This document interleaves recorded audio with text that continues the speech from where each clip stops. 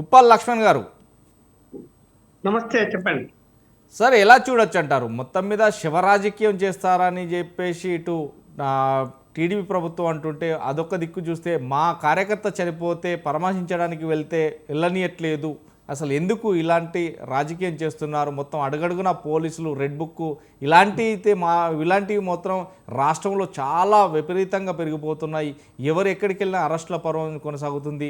ఒక మాజీ సీఎం అయిన నేను ముందుకు వెళ్తుంటే నన్ను ఆపడం ఏంటో అని కూడా ప్రశ్నిస్తున్నారు. అంటే ఇది ఎలా చూడొచ్చు అంటారు? ఇప్పుడు మాజీ ముఖ్యమంత్రి కావచ్చు, రాజకీయ నాయకులు కానీ, ఎవరైనా కానీ శాంతి భద్రతల విషయంలో ఏ ప్రభుత్వం అధికారంలో ఉన్నా కఠినంగానే వ్యవహరించాల్సి వస్తుంది. ఇప్పుడు ఇక్కడ ఇద్దరు చనిపోయారు ఈ రోజు.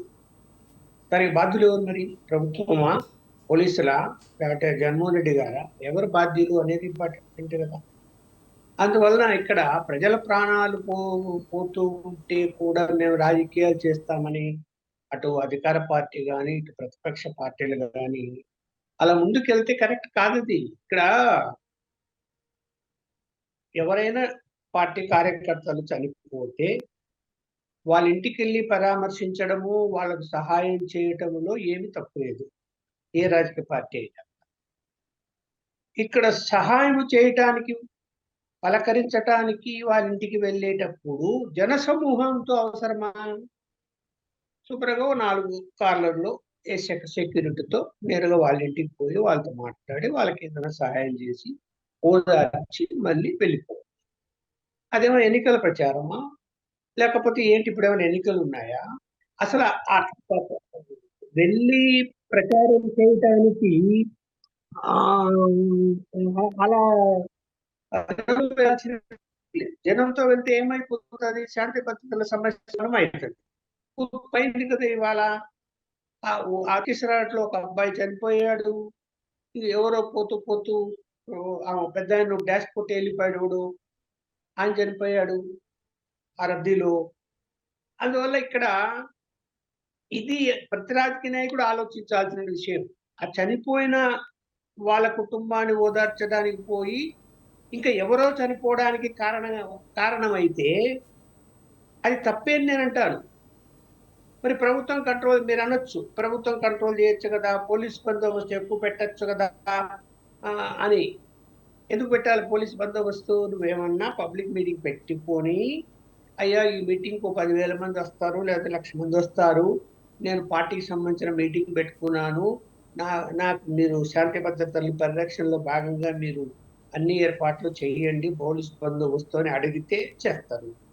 ఒక ఇంట్లోకి వెళ్ళి మాట్లాడడానికి, ఓదార్చడానికి జనాన్ని ఎంటేసుకొని పోయి ఆ జనము విపరీతంగా దారంబడి సీఎం జగన్మోహన్ రెడ్డి అని అరవడము, అవన్నీ ఒక ఎత్తు అయితే, బ్యానర్లు పట్టుకున్నారు, ఫ్లెక్సీలు పట్టుకున్నారు, అందులో ఎంత దారుణమైనటువంటి పదాలు వాడారో మీరు ఫ్లెక్సీలు మీరు కావాలంటే సోషల్ మీడియాలో చూడండి.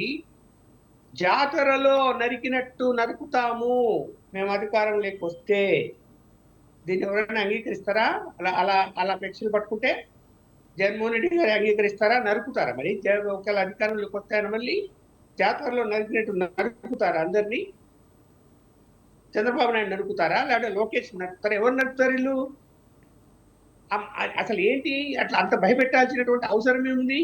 అసలు పోయేది పరామర్శించడానికి, అందులో ఇవన్నీ అవసరమా? అయ్యా బాబు, నువ్వు కావాలంటే ఒక 10 మందితో వెళ్ళు, నీకు సౌకర్యాలు ఏర్పాటు చేస్తాము, లేదా 100 మందితో వెళ్ళు అని పోలీసులు చెప్పినా కూడా వినకుండా ఆయన వెళ్ళాడు. వెళ్ళినోడు చూసాం కదా ఎంత క్రౌడ్ వచ్చిందో. అదంతా ఆర్గనైజ్డ్ క్రౌడ్. ఎందుకు అవసరమా ఆర్గనైజ్డ్ క్రౌడ్? దేనికి అవసరము? అవసరమే లేదు. ఇప్పుడు మీరు వెళ్ళి వాళ్ళ ఇంటికి వెళ్ళి వాళ్ళతో మాట్లాడి వాళ్ళకి ఏదైనా సహాయం చేస్తే అది పబ్లిసిటీ రాదా? వస్తుంది కదా. బయట ప్రెస్ మీట్ పెడతావు, మాట్లాడతావు, ప్రజలందరికీ తెలుస్తుంది కదా ఎవరు కాదంటున్నాడు దాన్ని. అలా కాకుండా నువ్వు క్రౌడ్ని తీసుకెళ్లి బ్యానర్లు పట్టుకొని చించుతాం, పీకుతాం, జగన్మోహన్ రెడ్డి 2 వస్తే గనక అని చెప్పి అంత భయంకరంగా ఫ్లెక్సీలు పట్టుకొని ఆ ప్రదర్శనలు చేస్తే మరి ఏమి మాట్లాడాలి మనము? ఏమి రాజకీయాలు ఇవి? ఇవి ఏమి రాజకీయాలు చెప్పండి? నరుకుతామంటే ఏమి రాజకీయాలు ఇవి? ఇది కరెక్ట్ అయితే కాదు. ఆయన ఆలోచించుకోవాలి జగన్మోహన్ రెడ్డి గారు. అలాగే ప్రభుత్వం. ప్రభుత్వం కూడా ఏమైపోతున్నదంటే ఉదాసీనంగా వ్యవహరిస్తున్నది. కఠినంగా వ్యవహరించడం లేదు ఈ ప్రభుత్వానికి. చేత అవుతుందో కాదో తెలియటం లేదు. ముందు ఏం చెప్పిండు ఆ ఎస్పీ, అక్కడ ఉన్న పల్నాడు ఎస్పీ, మేము అలవే చేయము, అనుమతి ఇవ్వడం లేదు, అనుమతి రద్దు చేసినాం అన్నాడు. తర్వాత ఏం చెప్పిండు, ఒక 100 మంది వస్తే అన్ని ఏర్పాటు చేస్తాం అంటాడు. తీరా చూస్తే 1000 మంది వచ్చారు.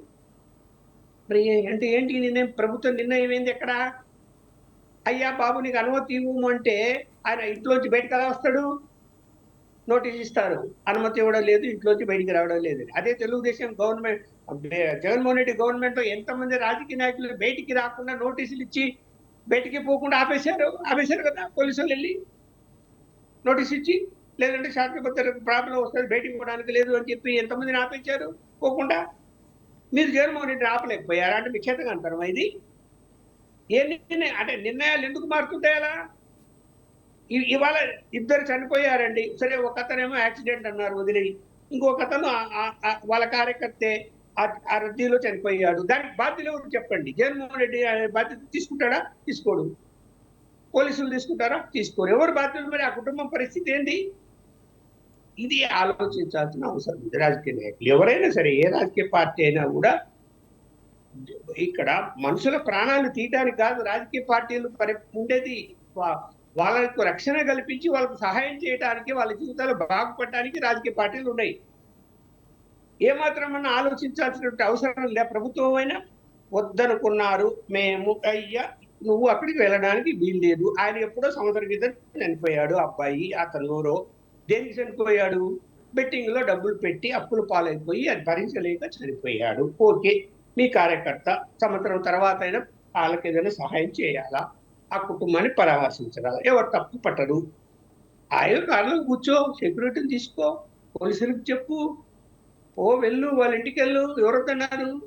వస్తారో ఒక 20 మంది పోలీసు వాళ్ళు ఉంటారు, లోపలికి పోతాం, మాట్లాడతాం, మళ్ళీ వెళ్ళిపోతాం. ఇదేంటండి జనాలేంది బ్యానర్లు పట్టుకోవడం ఏంది? ఇప్పుడు అవి చూస్తే తెలుగుదేశం కార్యకర్తలు రెచ్చిపోరా? నరుకుతాము, జాతరలో నరికినట్టు అని చెప్పి పెడితే బ్యానర్లు పట్టుకుంటే అది ఇతర పార్టీల వాళ్ళకు అంటే అధికార పార్టీ వాళ్ళకి కోపం రాదా? అక్కడ మళ్ళీ వాళ్ళ గొడవ దిగి శాంతి భద్రతల సమస్య రాదా? వస్తుంది కదా, కొట్టుకుంటారు కదా. దానికి ఎవరు బాధ్యత వహిస్తారు? ప్రభుత్వం బాధ్యత వహించాలా, జగన్మోహన్ రెడ్డి వహించాలా? ఇప్పుడు ఎందుకు ప్రభుత్వం ఎందుకు అనుమతి ఇచ్చింది? మరి దీనికి సమాధానం లేదు, చెప్పరు. అట్లా పరిపాలన ఉండాల్సింది, పరిపాలన సరిగా లేదు. నేనైతే చెప్తున్నా, కూటమి ప్రభుత్వం పరిపాలనలో కఠినమైన నిర్ణయాలు తీసుకోలేకపోతున్నారు జగన్మోహన్ రెడ్డి విషయంలో. చాలా చెప్పగలను, ఏమేమి తీసుకోలేదు. రైట్.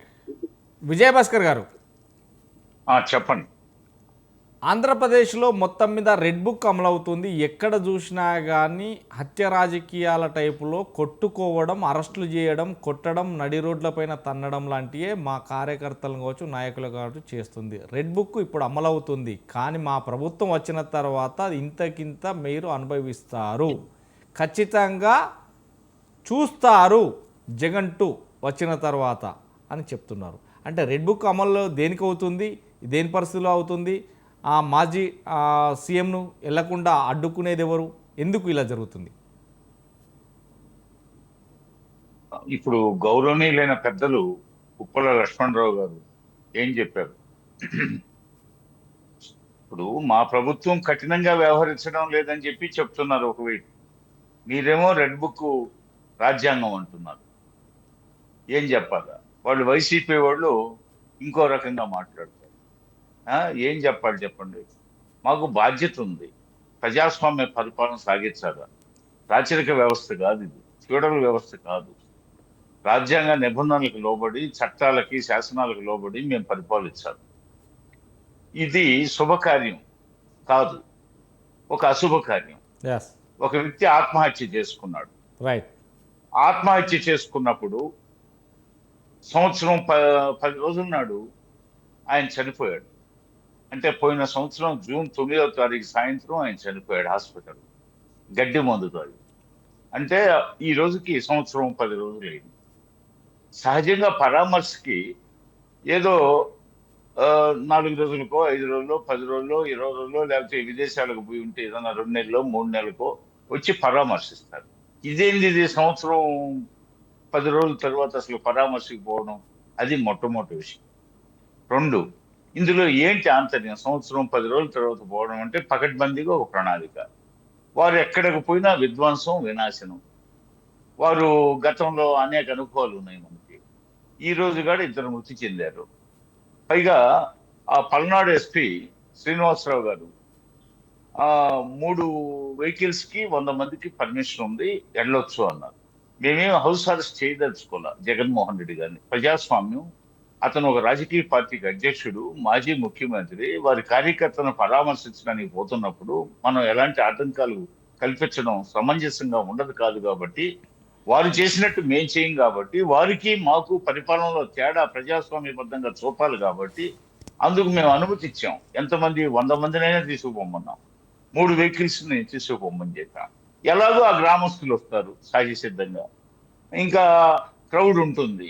అలా కాకుండా పెద్దలు మన ఉప్పల లక్ష్మణ్ గారు చెప్పినట్టు ఆర్గనైజ్డ్గా వారు ఈ క్రౌడ్ ని సేకరించాల్సిన అవసరం ఉందా? డీజేలతో, పోతే తీన్మార్లతో, గజమాలలతో, పోతే ఫ్లెక్సీలతో, బాణసంచాలతో అట్టహాసంగా ఇది ఒక శుభకార్యానికి ఏ విధంగా పరవశులై, ఏ విధంగా కంట్రోల్ తప్పి పరవశంతో వేరేస్తారో, ఎగురుతారో, గంతులు వేస్తారో, ఆ విధంగా దీన్ని పైగా దండయాత్రకు పోయినట్టుగా ఉంది. కానీ ఆయన ఎక్కడికి పోయినా జగన్మోహన్ రెడ్డి గారి పర్యటనలు గమనించండి, దండయాత్రకు పోయినట్టు ఆధిపత్య ధోరణి ప్రదర్శించినట్లుగా ఉంటది. కానీ దీన్ని ప్రజాస్వామ్యం, మనం అసలు నాయకుడిగా, ఒక రాష్ట్ర పార్టీ అధ్యక్షుడిగా, మాజీ ముఖ్యమంత్రిగా ఎంత హోందాగా ఉండాలి, ఎలా మాట్లాడాలి, ఆయన బాడీ లాంగ్వేజ్ ని చూస్తే అర్థం అవుతుంది. చెలరేగిపోతాడు, నోటికి వచ్చిన భాషల్లో దుర్భాషలాడతాడు, చెట్టుకు కట్టేసి కొట్టమంటాడు. చంద్రబాబు నాయుడు గారిని గతంలో చెట్టుకు కట్టేసి కొట్టమన్నాడు, చెట్టుకు ఉరి తీయమన్నాడు, పోతే చెప్పుతో కొట్టమన్నాడు. ఏంటి ఆ లాంగ్వేజ్? యథా రాజా తథా ప్రజ. మనం ఆ, ఒక ఉన్నత స్థానంలో ఉండే ప్రభువులు ప్రజలకు మార్గదర్శకులుగా ఉండాలి. అలా కాకుండా ఆ భాష ఏంటి, అన్పార్లమెంటరీ లాంగ్వేజ్ ఏంటి, అది వారికే చెల్లుతుంది. అయితే ప్రజలు ఘనమైన తీర్పు ఇచ్చారు. ఆ దాడులు, దౌర్జన్యాలు, ఆ దుర్భాషలు, ఆ అన్పార్లమెంటరీ లాంగ్వేజీ, ఆ దోపిడీలు, ఆ స్కాములకు వ్యతిరేకంగా తీర్పు ఇచ్చారు. అయినా వారిలో మార్పు రావట్లేదు. ఈ రోజు నిన్న గత 2-3 రోజులుగా ఆయన పర్యటనకు పోతున్నాడంటే అందరం భయపడుతున్నాం. ఏం జరుగుతుందో, జరగకుండా ఎన్ని జరుగుతాయి. ఆయనకి ఏంటంటే శవాలు కావాలి, ఆయనకి గాయాలు కావాలి. వాళ్ళని మళ్ళా పరామర్శలు పెడితే ఎప్పుడుకో పోతాడు. అది గతంలో సక్సెస్ అయ్యాను అనుకుంటున్నాడు. ప్రపంచంలో తెలుగు వారు ఎక్కడ చనిపోయినా వైఎస్ రాజశేఖర రెడ్డి గారి ఆ మరణానికి చింతించి చనిపోయారు అని చెప్పేసి ప్రచారం చేసుకొని లబ్ధి పొందడంలో ముందున్నాడు. ముఖ్యమంత్రి పదవిని అధిష్ఠించగలిగాడు. ఆ పేరుతో విగ్రహాలు ప్రతిష్టాపన, ఊరూరా చిన్న ఒక 1000 జనాభా ఉన్న గ్రామంలో కూడా 2 విగ్రహాలు ప్రతిష్ఠించాడు. పెద్ద గ్రామాల్లో 4-5 ప్రతిష్ఠించాడు. పోతే రోడ్ల మీద పర్మిషన్ లేకుండా ఎక్కడికక్కడ వేల విగ్రహాలను పెట్టించాడు. టౌన్ ప్లానింగ్ కూడా పోతే వాళ్ళ అనుమతులు లేవు, గ్రామ పంచాయతీ అనుమతులు లేకుండా ఎక్కడికెక్కడ రాజశేఖర రెడ్డి విగ్రహాలను ప్రతిష్ఠించిన ఘనత అయింది. ఎవరిని లెక్క చేయడు. ఆయన పేరుకు ప్రజాస్వామ్యాన్ని డెమోక్రసీ బోర్డు వేలాడుతుంది ఇండియాలో. కానీ ఆంధ్రప్రదేశ్ లో జగన్మోహన్ రెడ్డికి ఇది డెమోక్రసీ కాదు, నాదే రాజ్యాంగం అంటాడు. మాది కాదు రెడ్ బుక్ రాజ్యాంగం, ఆయనది రాజారెడ్డి రాజ్యాంగం. మా మాట చెల్లాల, మేము చెప్పిందే వేదం, మా మాటకి ఎదురుండకూడదు అంటాడు. మేము మడవం తిప్పం అంటాడు, పోతే అబద్ధాలు చెప్పం అంటాడు. ఆంధ్రప్రదేశ్ లో మద్య నిషేధం విధిస్తానని చెప్పేసి ఏం చేసింది మీకు తెలుసు, జే బ్రాండ్ పేరుతో. ఎంత కొల్లగొచ్చాడు. ఇప్పుడు మద్యం పెద్ద స్కామ్ అయ్యి ఎంత ఈ రోజు సిట్ విచారణ జరుపుతుందో మీరు చూస్తున్నారు. అదేవిధంగా ఆయనది పూర్తిగా హెడ్ వెయిట్ మెంటాలిటీ, తల బిరుసు ఎక్కువ ఆయనకి, ముక్కోపం. పోతే ఆయన ఇప్పుడు ఆయనకి శవాలు కావాలండి, గాయాలు కావాలండి, వాళ్ళని పరామర్శించాలా, వాళ్ళ విగ్రహాలను ఆవిష్కరించాలా, ప్రజల్లో పోవడానికి ఆయన ఎంచుకున్న ఏకైక సాధనం అదనమాట. ఇంకా మామూలుగా అయితే ప్యాలెస్ దాటి బయటికి రాడు. ఈ నేపథ్యంలో ఈ రోజు జగన్మోహన్ రెడ్డి గారు ఆ కాన్స్టిట్యున్సీ ఎంత గొప్ప కాన్స్టిట్యున్సీ అండి సత్తెనపల్లి. ఒకప్పుడు స్వాతంత్ర సమరాంగణంలో ఆ సత్తెనపల్లి నుంచి ఎంతో మంది పేర్లు స్వాతంత్ర సమరంలో పాల్గొన్న చరిత్ర ఉంది. ఎంతో మంది స్వాతంత్ర సమరయోధులు ఉన్నారు. అక్కడి నుంచి వావిలాల గోపాలకృష్ణయ్య గారు లాంటి అపర గాంధీ అక్కడ పుట్టాడు. అక్కడి నుంచి ప్రాతినిధ్యం వహించాడు. మరి అటువంటి సత్తెనపల్లిని ఆ విధంగా రణరంగంగా మార్చడానికి దా మరి ఈయన ఈ రోజు ప్రోగ్రాము ఎంతగా దోహదపడిందో చూస్తున్నారు. ఆయన పర్యటనలో ఇద్దరు బలయ్యారు ఈ రోజు. అంటే జరగకుండా అనుకోకుండా జరిగే వేరు. దీన్ని హౌస్ అరెస్ట్ చేయలేక కాదు, మా ప్రభుత్వం కఠినంగా వ్యవహరించలేక కాదు, మరలా దాన్ని వక్రీకరిస్తారు. చంద్రబాబు నాయుడు భయపడిపోయి హౌస్ అరెస్ట్ చేశారు. అమ్మో ఈ బెబ్బులు గాని బయటకు వచ్చిందంటే ఇంకేం లేదు, చంద్రబాబు ప్రభుత్వం కూలిపోతుంది. చంద్రబాబు ప్రభుత్వాన్ని అసలుకి అనుమతిస్తే అసలుకి జగన్మోహన్ రెడ్డి రేపు రాత్రికే మరలా సింహాసనాధీశుడవుతాడు అని అలా ప్రచారం చేసుకుంటారు. అనుమతిస్తే మేము మతగ వైఖరి అవలంబించామని అనుకుంటారు. వాస్తవంగా ప్రజాస్వామ్యాన్ని కాపాడడానికి, వ్యవస్థలను కాపాడడానికి గతంలో మేము ఆయన ప్రజాస్వామ్యాన్ని ధ్వంసం చేశాడు, వ్యవస్థను పాడు చేశాడు, భ్రష్టు పట్టించాడని చెప్పేసి మేము అనేక సార్లు చెప్పుకున్నాం. మరి మాకు వారికి తేడా ఉండాలి. మరి ప్రజాస్వామ్య పరిపాలన చూపించడానికి కాబట్టి మేము ఈ రోజు అనుమతి ఇవ్వడం జరిగింది. ఆయన 100 మందికి అనుమతి ఇస్తే, 3 వాహనాలకు అనుమతి ఇస్తే, మీరు అన్నట్టు ఇప్పుడు లక్ష్మణ్ గారు చెప్పినట్లుగా ఆయన ఒక పెద్ద దండయాత్రకు పోయినట్లుగా, యుద్ధానికి పోయినట్లుగా, అంతా చిత్రంగా బలాలను సమకూర్చుకున్నట్టుగా ఉంది. మరి డీజేలు ఏంటి, పోతే ఈ తీర్మానాలు ఏంటి, గజమాలు ఏంటి, ఫ్లెక్సీలు ఏంటి, అసలు ఎక్కడన్నా తిథి వార నక్షత్రాలను బట్టి పోతారు. గతంలో జగన్ పర్యటన చూడండి, వాళ్ళ నాన్న చనిపోయినప్పుడు ఏం జరిగిందో. తిథి లేదు, వారం లేదు, నక్షత్రం లేదు. అసలు సంధ్యా సమయంలో ఎవరు పోరు పరామర్శలకి. చాలా మామూలుగా కొన్ని వారాలు ఉన్నాయి, ప్రత్యేకమైన వారాలు. ఆ వారాల్లో పరామర్శలకు పోరు. అదే విధంగా అమావాస్యలకు పోరు. అదే విధంగా కొన్ని నక్షత్రాల్లో పోరు. మరి హిందూ ధర్మశాస్త్రం, అతను హిందువు చనిపోయిన అతను ఒక భాస్కర్ గారు. హిందూ కుటుంబాన్ని పరామర్శకు పోయినప్పుడు ఏమి చూడడం లేదు అతను గతంలో. అదే విధంగా ఈ రోజు కూడా సంధ్యా సమయంలో విజయభాస్కర్ గారు. ఉదయం నుంచి వారి ఛానల్స్ అంతా మరుమోగిస్తున్నారు. కాసేపట్లో వస్తున్నాడు అని జనసేన. సాయంత్రం ఆ సంధ్యా సమయం సమీపించేటప్పుడు ఆయన అక్కడ చేరాడు. పోతే ఈ లోపు ఇద్దరు చనిపోయారు. అందుకు ఎవరు బాధ్యత వహించాలా? ఆయన జగన్మోహన్ రెడ్డి గారి రథ చక్రాల కింద వాళ్ళు నలిగిపోయారు అనుకోవాలా? Welcome back big talk. Ramarao garu నమస్తే అండి. రామారావు గారు,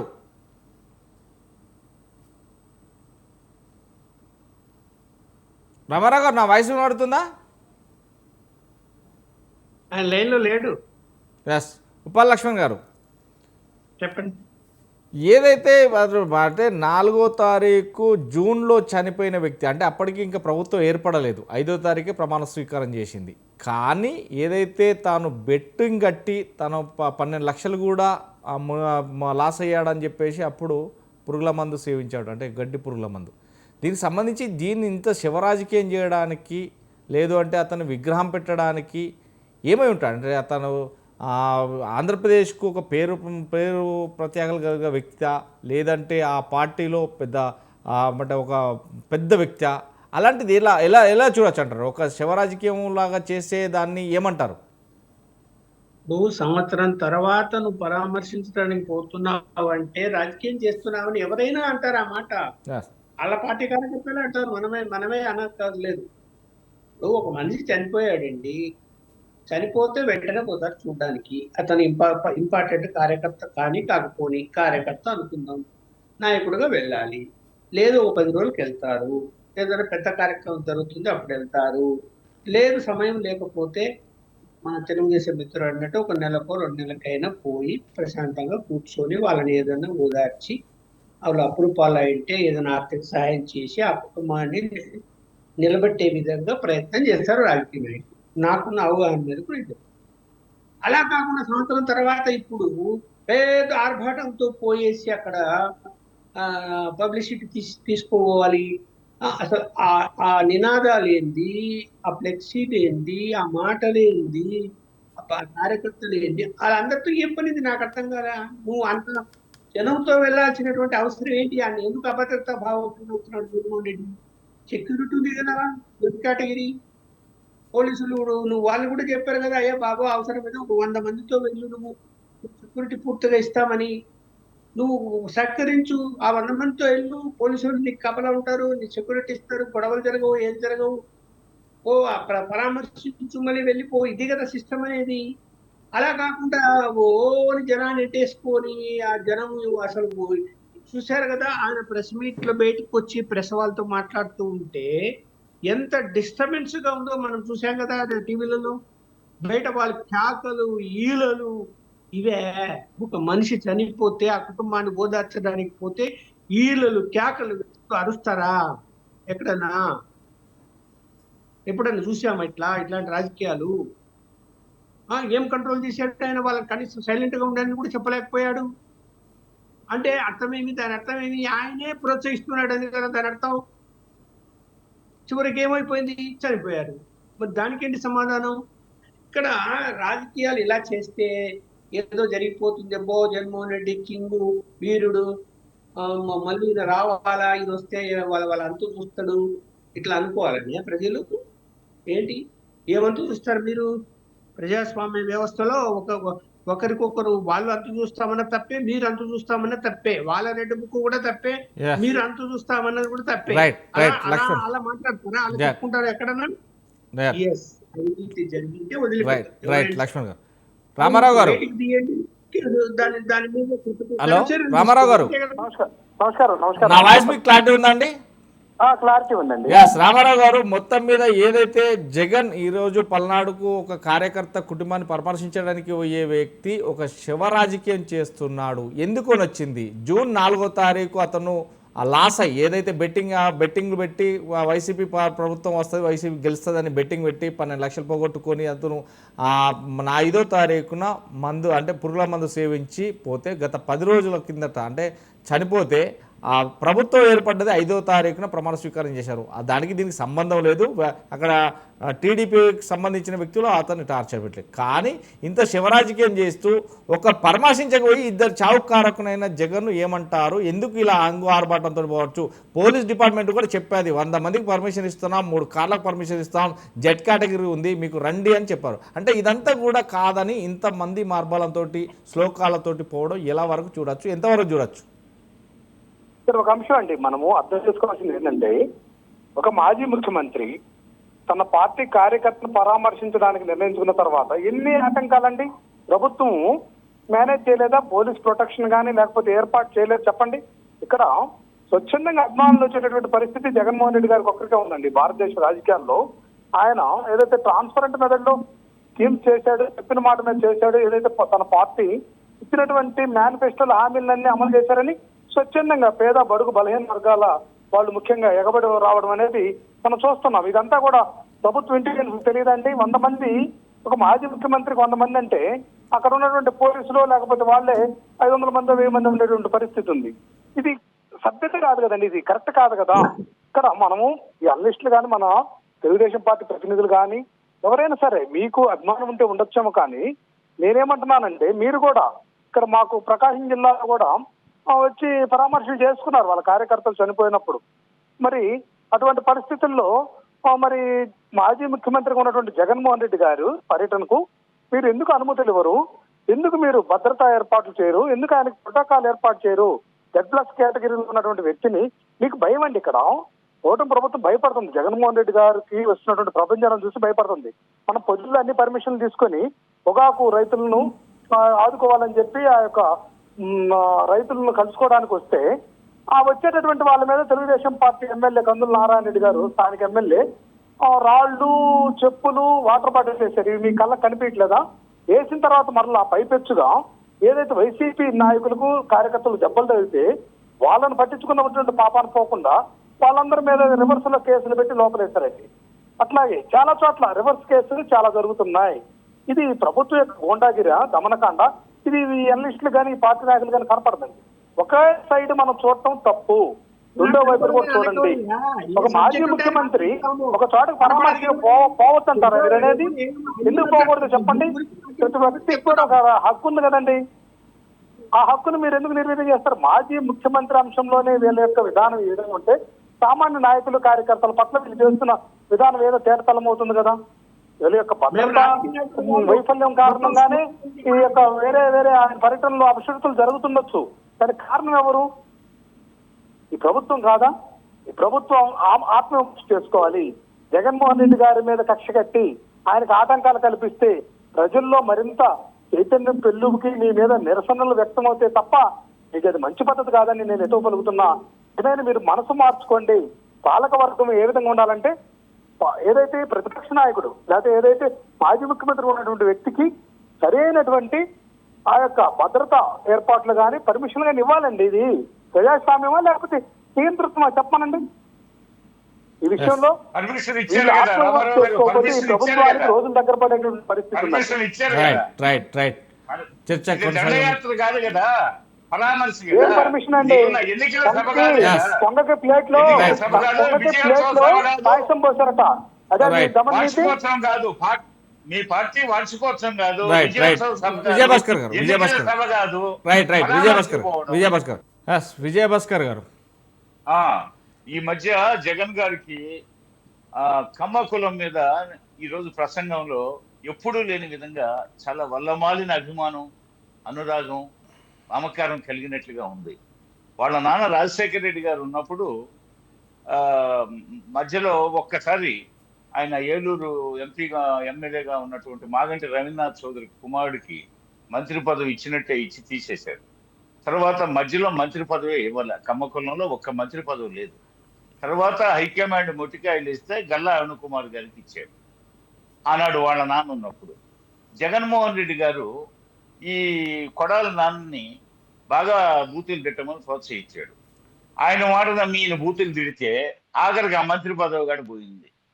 ఆ మంత్రి పదవి పోయింది. ఇక కమ్మ కులస్తుడు మంత్రిగానే లేడు మంత్రివర్గంలో. ఈ రోజు చంద్రబాబు నాయుడుకి కమ్మ కులంలో ఎవరు జగన్మోహన్ రెడ్డి సపోర్ట్ చేయకూడదు, కమ్మ కులస్తులందరి మీద కేసులు పెడుతున్నాడు, అరెస్టులు చేయిస్తున్నాడు. కాబట్టి కమ్మ కులంలో ఒక డివిజన్ తీసుకురావడానికి ఈరోజు వ్యూహాత్మకంగా మొట్టమొదటిసారి ఆ కుటుంబ రాజకీయ చరిత్రలో మొట్టమొదటిసారి ఈరోజు జగన్మోహన్ రెడ్డి ఈరోజు ఆ విగ్రహావిష్కరణకు వచ్చిన సందర్భంగా వారు కమ్మ కుల జాబితా అంతా తీశాడు. ఎవరెవరు ఎట్లా ఎవరి మీద ఏ విధంగా చర్యలు తీసుకుంటున్నారు, ఏం పాపం చేశారు ఈ కమ్మ కులస్తులు అని చెప్పేసి అది కొత్త నినాదం తీసుకున్నాడు. చాలా ఆశ్చర్యకరంగా ఉంది. ఎందుకంటే వాళ్ళ నానాయాములో మధ్యలో ఒకటే మంత్రి పదవి, ఆ మంత్రి పదవి కూడా మధ్యలో ఓడగొడితే కొంతకాలం లేదు. ఈయన జగన్మోహన్ రెడ్డి ఆ చివరి 2.5 సంవత్సరాల పాటు మంత్రి పదవి కమ్మ కులానికి లేదు. మరి ఈ రోజు కమ్మ కులం మీద ఎక్కడ లేని గాఢమైన అభిమానాన్ని ప్రదర్శించినందుకు ప్రభువుకి ప్రజాస్వామ్యంలో, అది రాచరిక వ్యవస్థ ఫ్యూడల్ వ్యవస్థ అయితే ఏ కులాలు మతాలు రాగద్వేషాలు, ప్రజాస్వామ్యంలో రాగద్వేషాలు ఉండకూడదు. పోయిన ఎన్నికల్లో కమ్మ కులస్తులు 40-45% దాకా జగన్మోహన్ రెడ్డికి వేశారని చెప్పేసి కొన్ని వార్తలు మనం విన్నాం. వేశారో లేదో, ఎంతవరకు వేశారో, ఎంత పర్సెంటే ఎవరికి తెలియదు. మొత్తానికి కమ్మ కుల సపోర్ట్ జగన్మోహన్ రెడ్డికి లభించింది. నిన్న జరిగిన ఎన్నికలు కాకుండా జగన్మోహన్ రెడ్డి ముఖ్యమంత్రి అయినప్పుడు కమ్మ కులస్తులు కూడా బాగానే సహకరించారని. మరి ఆ రోజు ఆయన నాకు ఈ కులం సహకరించింది అనలేదు. పైగా ఆ కులం మీద ఏం ప్రేమ చూపలేదు. ఒక్కడ మంత్రిగా వేసుకుంటే కొడాలని అతన్ని 2.5 సంవత్సరాల తర్వాత ఓడబీకారు. ఆ తర్వాత మంత్రి పదవి లేదు. అదే విధంగా అసలు ఇది కాదు, వాళ్ళ నాన్న బ్రహ్మానంద రెడ్డి, కాసు బ్రహ్మానంద రెడ్డి క్యాబినెట్, బ్రహ్మానంద రెడ్డి పార్టీలో మొట్టమొదటిగా గెలిచాడు. ఎందుకు చెప్తున్నానంటే ఇది బ్రహ్మానంద రెడ్డి గారి టైంలో కిన్నమనేని కోటేశ్వరరావు గారు మినహా మిగిలిన వారు జడ్పీ చైర్మన్లు అంతా రెడ్డిసే. ఎన్టీ రామారావు గారు వచ్చి ఈ బీసీలు, రిజర్వేషన్లు, ఎస్సీ ఎస్టీలు ఈగడ అమలు చేస్తే స్థానిక సంస్థల్లో అమలు చేయబట్టి మిగతా కులాలకి స్థానిక సంస్థల్లో, జిల్లా పరిషత్తుల్లో, మండలాల్లో అవకాశం లభించింది. అంతకుముందు కాసు బ్రహ్మానంద రెడ్డి గారు ఉన్నప్పుడు మొత్తం జిల్లా పరిషత్ చైర్మన్లు except Krishna ZP chairman Pinnamaneni Koteswararao మినహా మిగతా అంతా రెడ్లే. అందుకు మేము కాదన్నాం, ఆయన వేసుకున్నాడు, ఆయన రాజకీయ ప్రాబల్యం అది సరే. మరి ఆ పార్టీలో పుట్టి పెరిగాడు రాజశేఖర రెడ్డి గారు. వారు మొదటి నుంచి ఏంటంటే ఒక మెయిన్ ఇతర కులాల పట్ల వాళ్ళకి ఎలాంటి అభిరుచి కానీ మమకారం కానీ ఏది లేదు. కాకపోతే రాజకీయాల కోసం వాళ్ళకి సమాంతరంగా ఉన్న క్యాస్ట్ కమ్మని చెప్పేసి ఆ కమ్మ కులాన్ని అణిచిపెట్టాలనే ఉద్దేశంతో మిగతా కులాలని ఆకర్షించడానికి అనేక రకాల ఎత్తుగడలు. వాళ్ళు మళ్ళా తిరుపతి దేవస్థానం అంటాడు, మళ్ళీ క్రైస్తవ మతం అంటాడు, బైబిల్ అంటాడు, అసలు అన్ని రకాలుగా మోసం చేయడం మాటలు చెప్పి అసలు నాది మతం, నేను ఈ మతం అని స్పష్టంగా చెప్పరు.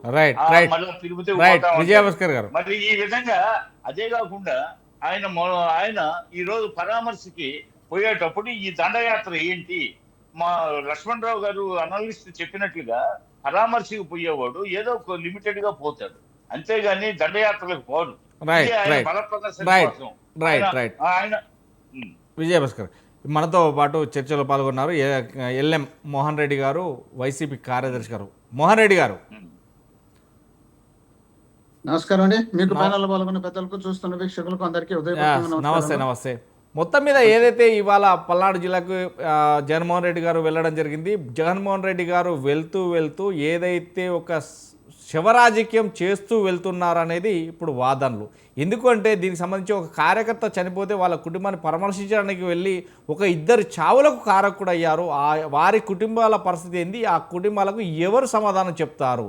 ఇంత అంటే ఇంత హంగు ఆర్బలంతో ఎందుకు వెళ్ళాలి? పరామర్శించుకోవడానికి వెళ్ళే వ్యక్తి ఒక 3 కార్లు 100 మందితో పోలీస్ సిబ్బంది రమ్మన్నారు అని చెప్పారు, జెడ్ కేటగిరీతో రమ్మన్నారు. కానీ ఇంతమంది కార్యకర్తలు వేసుకొని శ్లోక సముద్రంలో నినాదాలు చేస్తూ ఫ్లెక్సీలలో చంపేస్తాం నరికేస్తాం అనేది ఎంతవరకు కరెక్టు అంటూ కూడా టీడీ ప్రశ్నిస్తుంది. దానిపై మీరేమంటారు? అందరికీ నమస్తే. ఇప్పుడు ఫ్లెక్సీలలో వేయడం అయితే జగన్మోహన్ రెడ్డి గారు చెప్పిందో, జగన్మోహన్ రెడ్డి గారు చేయమంటే చేసిందో కాదు, అదేదో ఎవరు అత్యుత్సాహం వాళ్ళు ప్రదర్శించుంటారు. దాని పెద్ద మా పార్టీకి సంబంధించిన వ్యవహారం కాదు, దాన్ని సీరియస్ గా తీసుకోవాల్సిన అవసరం లేదు. అలాంటి మేము ప్రోత్సహించే అలవాటు కూడా మాకు లేదు. నెంబర్ 1. నెంబర్ 2, మీరు అంటున్నారు ఏది ఇద్దరు చనిపోయినారని. చంద్రబాబు నాయుడు గారు పుష్కరాల్లో 29 మంది చనిపోయినారు. కేవలం చంద్రబాబు నాయుడు గారు పబ్లిసిటీ కోసం మాత్రమే చనిపోయినారు. అది మీరు తెలుసుకోవాలా, వాళ్ళు తెలుసుకోవాలా. రెండోది, ప్రకాశం జిల్లాలో 8 మంది చనిపోయినారు. గుంటూరులో 4 చనిపోయినారు. కేవలం చంద్రబాబు నాయుడు గారు చేస్తున్నటువంటి ఆ పబ్లిసిటీ షోలో చుట్టూ పక్కన ఫ్లెక్సీలు కట్టుకొని జనాలు ముందు పెట్టుకొని నడిపించిన కార్యక్రమంలో భాగంగానే చనిపోయినారు. అయ్యా, అన్నమయ్య ప్రాజెక్టు మీ హయాంలో అన్నమయ్య ప్రాజెక్టు వందలు వస్తాయి. నువ్వు మాట్లాడుతున్నా విజయభాస్కర్ గారు, విజయభాస్కర్ గారు, కంటిన్యూ మోహన్ రెడ్డి గారు, కంటిన్యూ విజయభాస్కర్ గారు, ఆయన మాట్లాడేది నేను విన్నా. విజయభాస్కర్ గారు మీరు కొంచెం సైలెంట్.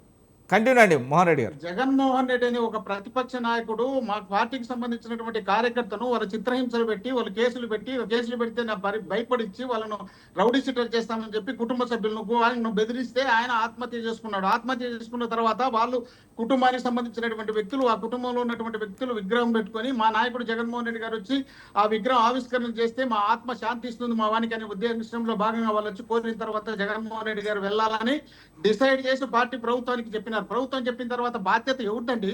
జగన్మోహన్ రెడ్డి గారి బాధ్యత. చనిపోతే ఎవరు బాధ్యులు? వీళ్ళు చూసుకోవాల్సిన బాధ్యత వీళ్ళకి లేదా? జగన్మోహన్ రెడ్డి గారు ఏమైనా షో కోసమో, లేక పబ్లిసిటీ కోసమో, లేక సినిమా కెమెరాలు పెట్టుకుని తీయడం కోసం కాదు కదా.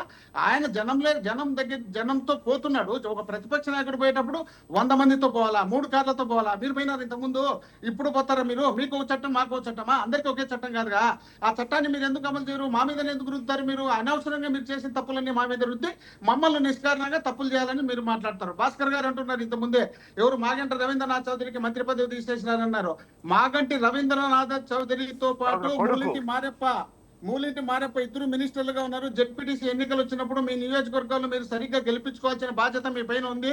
మీరు అక్కడ 2 ఉప ఎన్నికలు వచ్చి ఆ ఎన్నికల్లో మీరు గెలిపించుకోకపోతే మీ మంత్రి పదవులు పోతాయని ముందే చెప్పడం జరిగింది. మంత్రి పదవి పోయింది. గల్లా అరుణకుమారి గారు 5 సంవత్సరాలు మంత్రిగా ఉన్నారు. ఆయన తప్పులు ఆడ లేదని చెప్పి ఏం చెప్తున్నారు. అదేవిధంగా జగన్మోహన్ రెడ్డి గారు ముఖ్యమంత్రి అయిన తర్వాత మన కొడాలి నాని గారితో పాటు మా తలసాని రఘురామ్ గారికి క్యాబినెట్ ర్యాంక్ ఇవ్వడం జరిగింది. అనేక మంది చైర్మన్ల పదవులు ఇవ్వడం జరిగింది. అనేక మందిని ఎమ్మెల్యేలు చేయడం జరిగింది. అనేక మంది ప్రోత్సహించడం జరిగింది. జగన్మోహన్ రెడ్డి గారి కుటుంబంలో ఇప్పటి వరకు వాళ్ళ నాన్నగారి నుండి, వాళ్ళ తాతగారి నుండి కులాలకు మతాలకు అతీతంగా అత్యంత విలువిచ్చినటువంటి వ్యక్తులు ఎవరంటే ఒక జగన్మోహన్ రెడ్డి గారి కుటుంబమే. మా జిల్లాలో, అనంతపురం జిల్లా కానీ, కడప జిల్లాలో కానీ, ఆ ప్రాంతంలో ఉన్నటువంటి పూర్వకాలపు రెడ్లు, వాళ్ళు పెద్ద రెడ్లని, అందరినీ రెడ్లను కూడా నిలబెట్టి కూర్చోబెట్టిన సందర్భాలు గతంలో ఉన్నాయి. కానీ రాజశేఖర రెడ్డి గారు ఎమ్మెల్యే అయిన తర్వాత అక్కడ ఉన్నటువంటి ఎస్సీ, ఎస్టీ, బీసీలను ఇంట్లో కూర్చోబెట్టి, సోపాలలో కూర్చోబెట్టి వాళ్ళకు టీలు ఇచ్చి, నీళ్ళు ఇచ్చి వాళ్ళని గౌరవించినటువంటి నాయకుడు జగన్మోహన్ రెడ్డి తండ్రి రాజశేఖర రెడ్డి గారు. అప్పటి నుంచి జగన్మోహన్ రెడ్డి గారు అదే ప్రాధాన్యత ఇచ్చి ఈ రోజు రాష్ట్రంలో ఉన్నటువంటి కులాలకు మతాలకు అతీతంగా అందరికీ సంక్షేమ కార్యక్రమాలతో బ్రహ్మాండమైనటువంటి పదవులు ఇచ్చినటువంటి నాయకుడు జగన్మోహన్ రెడ్డి గారు.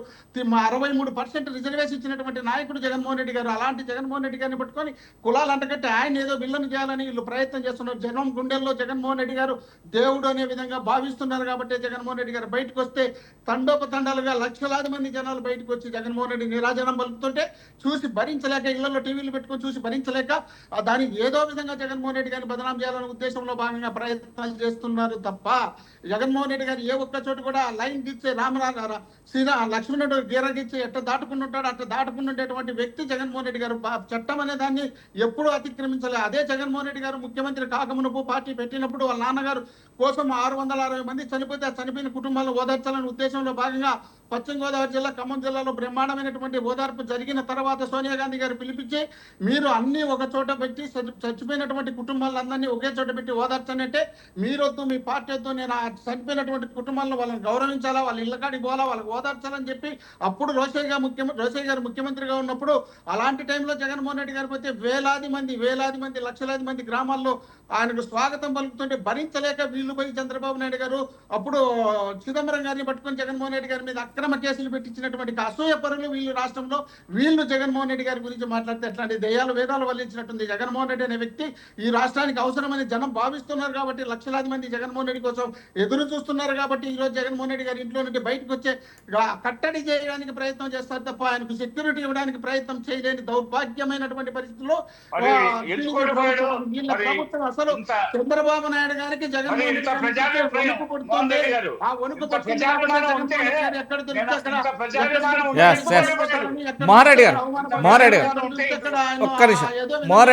తగ్గించాలనే ఉద్దేశంలో భాగంగా ప్రయత్నం చేయడమే కాకుండా ఆయనకు సంబంధించినటువంటి ముఖ్య నాయకులందరినీ ఏదో విధంగా అక్రమ కేసులు పెట్టి బెదిరించాలని ప్రయత్నం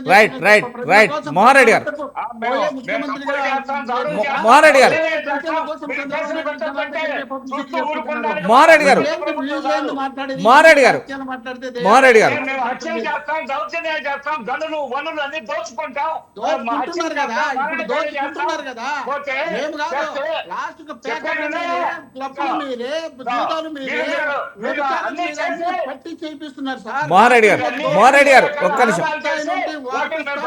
మోహన్ రెడ్డి గారు ఒక్క నిమిషం.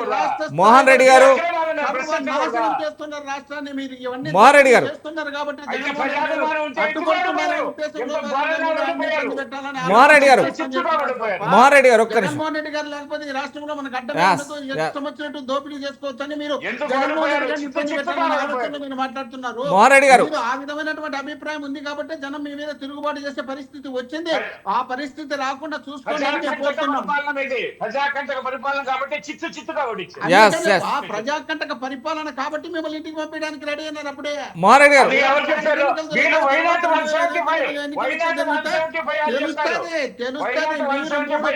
కలిసి 3 పార్టీలు కలిసి నీళ్ళకి నిత్యం చేస్తే 54% మోహన్ రెడ్డి గారు ఒక్క నిమిషం. మోహన్ రెడ్డి గారు ఒక్క నిమిషం. ముగ్గురు కలిసి రాష్ట్రం మోహన్ రెడ్డి గారు ఒక్క నిమిషం. జగన్మోహన్ రెడ్డి గారికి ఒక్కడికే 40% ఓట్లు వచ్చినాయి. మోహన్ రెడ్డి గారు ఒక్క నిమిషం. మాట్లాడాలా? మోహన్ రెడ్డి గారు మాట్లాడితే మిమ్మల్ని చూసి అసహించుకుంటున్నారు, నవ్వుకుంటున్నారు. మోహన్ రెడ్డి గారు ఒక్క నిమిషం. మోహన్ రెడ్డి గారు ఒక్క నిమిషం. విజయభాస్కర్ గారు చిన్నంగా నిదానంగా, ఎందుకంటే టైం లేదు, నిదానంగా ఒక్కసారి కన్ఫ్యూజ్ చేయండి. ఒక 2 minutes, జస్ట్ 2 minutes లో. ఎందుకంటే మీరిద్దరు అరుచుకుంటే డిబేట్ లో ఎవరికి ఏం అర్థం కాదు, చూసే జనాలకు ఎవరికి అర్థం కాదు. దయచేసి అది సహకరించండి మీరిద్దరు. ఒక్క నిమిషం. నేను మోహన్ గారు మీకు అవకాశం ఇచ్చాను, ఇంతవరకు మీకు అవకాశం ఇచ్చాను, మాట్లాడు. ఒక్క నిమిషం. 4వ తేదీ విజయభాస్కర్ గారు ఇప్పుడు మోహన్ గారు అన్నట్టు వైసీపీ ప్రభుత్వంలో ఉన్నటువంటి నాయకులు కావచ్చు, ఎవరు కావచ్చు, చనిపోతే పరామర్శించడానికి వెళ్ళే వ్యక్తి ఒక మాజీ సీఎంకు సెక్యూరిటీ లేదు. అదేవిధంగా జనాలు ప్రేమతో అభిమానంతో తండోపతండాలుగా వస్తున్నారు. కానీ వీళ్ళందరినీ ఓర్చుకోలేని నాయకత్వంలో ఇప్పుడు జరుగుతున్నటువంటి వ్యక్తులు పోలీసులను ఉసుగొల్పి ఆపేస్తున్నారు. ఇది ఎంతవరకు కరెక్టు? గతంలో చూసినప్పుడు, ఇప్పుడు చూసినప్పుడు కూడా అక్కడ వైసీపీ నాయకులు కావచ్చు, కార్యకర్తలు కావచ్చు, జగన్మోహన్ రెడ్డి అంటే ప్రేమతోటి మాత్రం వస్తున్నారు, దాన్ని కావాలని అక్కస్తోటి ఆపేస్తున్నారు అంటారు. ఒక్క 2 నిమిషాలు మీకు క్లోజ్ చేయండి. సాంఘికంగా మాట్లాడినా, రాజకీయంగా మాట్లాడినా, ధర్మసూత్రాల ప్రకారం మాట్లాడినా పరామర్శకు పోయే విధానం ఇదా? అది 2. 4వ తేదీ ఉదయం కౌంటింగ్ ముందే ఉదయాన్నే 6ంటికి పోలీసులు అతన్ని తీసుకుపోయారు. ఉదయాన్నే 6ంటికి 4వ తేదీ. అప్పుడు ముఖ్యమంత్రి జగన్మోహన్ రెడ్డి గారు 4వ తేదీ సాయంత్రానికి ఫలితాలు వెల్లడయ్యాయి. అంటే జగన్మోహన్ రెడ్డి గారు ఓడిపోయారని మా ప్రభుత్వం ప్రమాణ స్వీకారం చేసిన 12వ తేదీ. అప్పటిదాకా జగన్మోహన్ రెడ్డి ఆపద్ధర్మ ముఖ్యమంత్రి. అంటే 9వ తేదీ ఆ అబ్బాయి చనిపోయింది, నాగమల్లేశ్వరరావు. అప్పుడు ఆపద్ధర్మ ముఖ్యమంత్రి జగన్మోహన్ రెడ్డి గట్ల 12వ తేదీ చంద్రబాబు నాయుడు ప్రమాణ స్వీకారం చేసింది. 4వ తేదీ కౌంటింగ్ స్టార్ట్ కాకముందే ఆ అబ్బాయిని పోలీసులు తీసుకుపోయారు. జగన్మోహన్ రెడ్డి గారి రాజ్యంలోనే ఆ అబ్బాయిని కౌంటింగ్ మొదలు పెట్టక ముందే పోలీసులు తీసుకుపోయారు. అంటే అతని మీద ఏయో అభియోగాలు, బెట్టింగ్లు అంటున్నారు, ఇంకా ఏయో అప్పులు గిప్పులు రకరకాలు. టోటల్ గా ఏంటంటే 4వ తేదీ ఉదయం కౌంటింగ్ మొదలు కాకముందు ఈ ప్రపంచానికి ఎవరు గెలుస్తారో ఎవరు ఓడిపోతారో తెలియక ముందు పోలీసు వాళ్ళు తీసుకుపోయారు. తర్వాత ఆ రోజు సాయంత్రానికి ఫలితాలు వెల్లడయ్యాయి. పోలీసులు తీసుకుపోయారు అప్పటికే. ఆల్రెడీ ఆ తర్వాత ఈవీఎంలో 5వ మార్చుకొని మేము గెలుస్తామని మీకు తెలిసిపోయిందిలే. మీకు Yes. తెలిసిపోయింది కాబట్టి అంటే నూట- Yes. కౌంటింగ్ ముందే అంతమంది రైట్ విజయభాస్కర్ గారు, రైట్ మోహన్ గారు, రైట్ అండి. విజయభాస్కర్ గారు ఒక్క నిమిషం. విజయభాస్కర్ గారు, మోహన్ గారు మొత్తం మీద బిగ్ టాక్ లో పాల్గొన్నటువంటి మీ అందరికీ